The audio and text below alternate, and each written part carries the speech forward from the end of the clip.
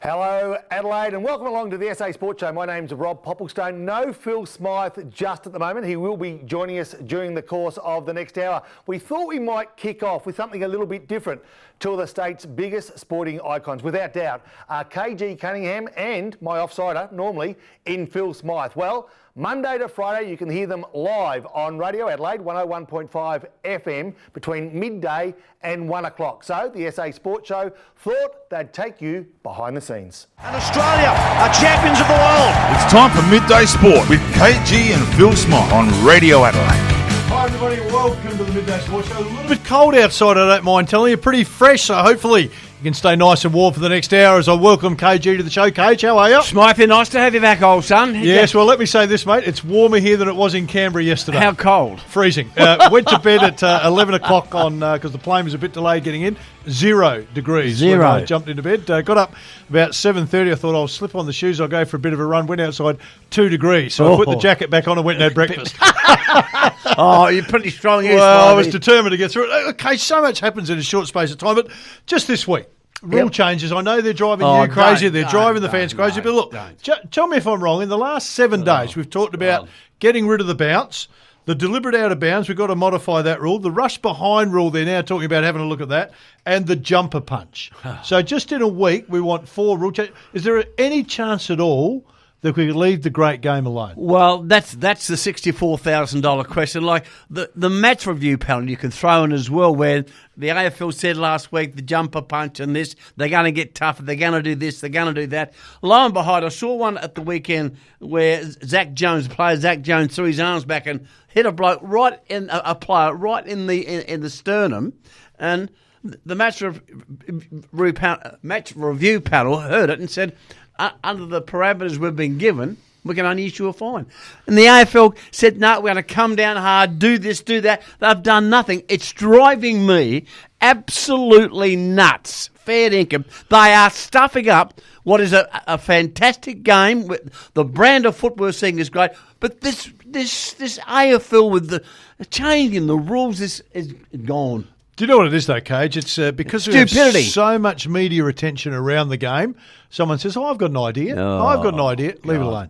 Please, leave it alone. I mean, do you see this? You're not seeing it in any of the world games. You're not seeing suddenly we have 4 rule change discussions of the NBA or Wimbledon or the soccer. Any of the world games, they're not messing around with the rules. So why do it to our game? Leave it alone. Well, just because our game is unique. Yeah, but it doesn't mean you have to keep changing the rules. No. But our game is unique in as much as the holding the ball rule, the handball, the striking and all that.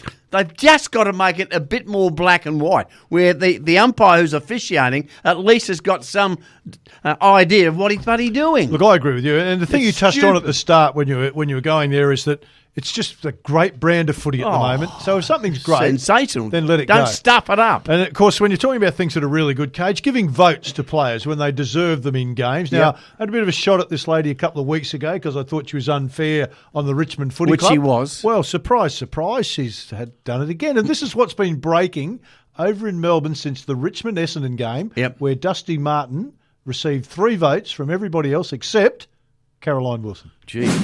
The Oyukan Award got awarded to Dustin Martin. There was 4 people who voted on it. 3 of them gave Dustin Martin 3 votes. Caroline Wilson gave Dustin Martin 0 votes. So obviously you had a bit of an issue a couple of weeks ago where Dustin thought there might be some fake news coming out about his management that you said. So hopefully that didn't take precedence over what happened last night. I don't think anybody that could sit there and watch that game of football could leave him out of the top 3 players on the ground. Not everyone thought he played that well. Well, one person, Caroline Wilson, didn't give him a vote. I hope you don't go into those things with preconceived ideas based on, say, chopstick gate and all that sort of stuff. Caro, Monday night, I would love an explanation as to why Dustin Martin did not get a vote because he should have. Now, Cage, what I'm interested in here, Cage, is there's Nathan Brown, former player, that's talking there, Timmy Watson, a legend of the game, and Eddie Maguire. So we know Eddie and Caroline have got a bit of a love-hate relationship going. So we'll put a line through Eddie like each other at the moment. But you've got 2 great players that are saying, why didn't he get a vote? Particularly Timmy Watson. He's fair and so, Cage, you've often heard it through your journey. People that are giving votes to players, if they haven't played, often don't understand what's going on out there. Unfair or fair comment?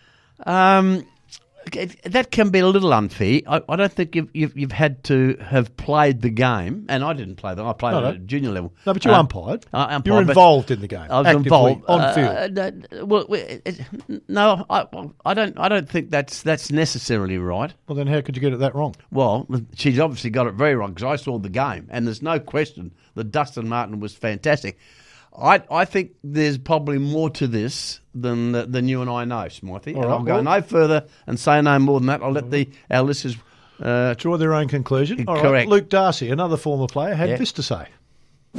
Caroline Wilson, not even a vote for Dustin Martin on the night is an extraordinary set of circumstances. Now, Caro either wasn't at the game, she didn't watch the game, or she simply had a shocker. They are all live options. But what I wasn't aware of until earlier this morning, that there maybe is a bit of history between Dusty Martin and Caro. This tweet, I believe, was sent out a couple of weeks ago from Dusty. You can read that. More fake news on TV tonight, aimed at me and my manager by Footy Journo. Real fake news, no idea. That was on the back of Caroline Wilson speculating about Dustin Martin's intentions on her show on Channel 9 a couple of weeks back.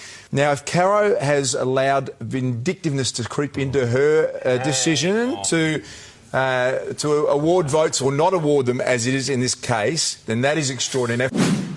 Well, look, you would hope that's not the case, but I think if you sit down and think it through, and if you watch the game, then Dustin Martin had to get 3 or 2. 3. Well, the coaches' votes had to get 3 votes. The coaches' votes came out afterwards, so both coaches give their votes. So both coaches gave Dusty 10, the maximum. He had to get. You're probably right. He probably had to get maximum votes, but for a person not to include him in the top 3 is absolutely. What's the word I'm looking for? It's not right. Unusual. Well, that's probably not the strongest word, but it is unusual. And as I said earlier, I think there's more to this issue than meets the eye. All right, Cage, we like to be fair on our show and give everyone a chance to have their say. This is what Caroline had to say defending herself last night.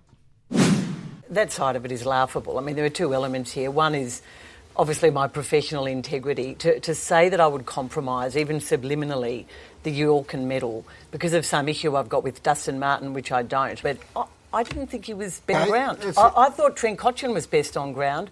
I put Dustin probably as Richmond's 3rd best player behind Trent and Brandon Ellis. If I'm guilty of anything, I maybe judge Dustin by his own brilliant standards. No, Caroline, you got it wrong, love. I'm sorry, you got that horribly wrong. He had to be in the top 3. And in fact, he was best on ground. But if we're being harsh, he had to get in the top 3. Had to be. Now, there you go. So we can all say, Cage, at a game, we all see players differently. Correct. No question about that. So we could say no question. She thought Trent Cotchin was. We could say, well, that's fine. So Dusty wasn't 2 or 3. No. When the coaches and past players, great past players, have all said he was best on ground, just can't be that far apart. No. And unfairly, it may be to say there's got to be some kind of agenda. Well, or you're not a very good reporter. Well, which one do you want? Well, look, she's been in the game all her life. Oh, I agree. So you'd say that's... I would give her credit for having some football knowledge, no question about that. She's been in the game and written on the game for umpteen years. But I think there's more to this than, as I said. How can you get 2 things wrong in a short period of time? Well, the Richmond club's laughable. That was disgusting to say that. Terrible. That got that wrong. Disgraceful. And then to get this one wrong about Richmond. And she says, I'm a Richmond fan. She goes on later on. I watched Footy Classified last night. She said, Dustin Martin's one of my favourite players. I love the Richmond Footy Club. She'd hate to be a team she didn't like. Exactly right. Baked. There's more to this than you and I know. All right. Smiley. Now, we'll move on a little bit. Some breaking news. Sam Stosur overnight, of course, Cage won first round I'm hot at on the this. French Open, which was pretty good. But she passed a comment which is going to get some massive headline play in the next week, certainly from other players at the French and leading up to that. Sam commented about Margaret Court's comments on defending her friend Casey Delacroix. She said, look, I think everyone can have their own opinion. I don't agree with Margaret's opinion. Stosur said she found it hard to believe that Margaret Court Arena's name would ever change, but suggests that some players may request not to play on it. But I guess we'll cross that bridge when we get down to the Australian Open next year and see who wants to play on Margaret Court Arena and who doesn't, and we'll go from there. So there's a suggestion in their Cage that some players may not come to the Australian Open next year to play on the Margaret Court Arena in going against what Margaret had said earlier in the week? Well, she said earlier in the week that she's going to boycott Qantas Airlines because they've supported same-sex marriages. Now, look, she's copped a blast from a number of tennis players, but let me say this. In my view, Margaret Court is entitled to her opinion. You may agree or disagree with it. She may be in the minority, but she is entitled to her opinion. And her stating her opinion on this issue should have no effect whatsoever on the court being named the Margaret Court Arena. That should stay. Now, if any female player comes to this country or decides not to come and play the Australian Open because of that, you know what I'd say? Well, stay home, you weak so-and-so. And that's your attitude. We don't want you here. How weak are you? That's what I'd say to them. Look, I agree. And Margaret has been interviewed a couple of times since and been shot at from different angles from a fair range of people. Unfairly. She said on Channel 10's Project, where she thought she was treated disgustingly, her answers were cut off. I saw that. That was embarrassing. It was pretty bad. But, Cage, she did get out. I think everybody has their views. I have nothing against gay people, and you know so. I have some of them in our church, and I help them. Exactly. So she's been hammered unfairly here, and as I said, she's entitled to her opinion. You can agree or disagree with it, but if a female tennis player decides to boycott the Australian Open because of what Margaret Court said, we don't want them here. I don't want them here anyway. I wouldn't waste my time watching them. All right, now, Cage, of course, there's a big game of footy. A couple of big games coming up this weekend. This is huge. All right, Sloane Dangerfield matchup. Now, that would be worth the admission on its own to get in and see that one. Well, we saw the Crows haven't won there since 2003, no. Cage. Oh, look, it'll be sensational Friday night, particularly if Sloane and Dangerfield go head-to-head. That'll be a cracking game, a test for Adelaide. Their record at the Cadbury's not good. But what about Thursday night? Oh, Port Hawthorn. Now, this is how important is that game for both sides? Not just Port Adelaide, but for Hawthorn, who had a good win last week. I'm telling you, it's going to be a huge game Thursday night. It'll be a brutal game Thursday night. It's going to be a belter, and the Power have got great percentage at the moment, Cage. So they can keep winning. They're going to be along the market. Of course, question. Charlie Dixon got off that bunk of Selwood from the match review panel. Nothing to answer for there in the second quarter, so good news for them because I think Charlie's playing all right.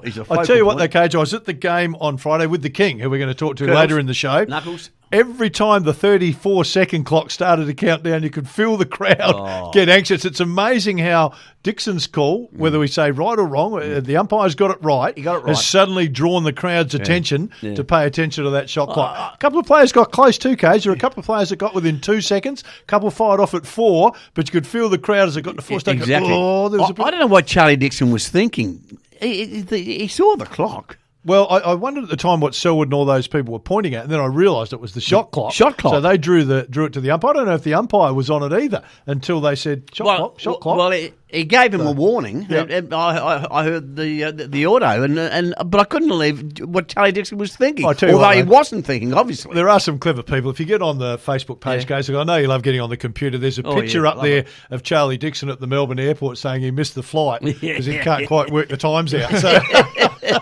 poor old Charlie's copping a bit.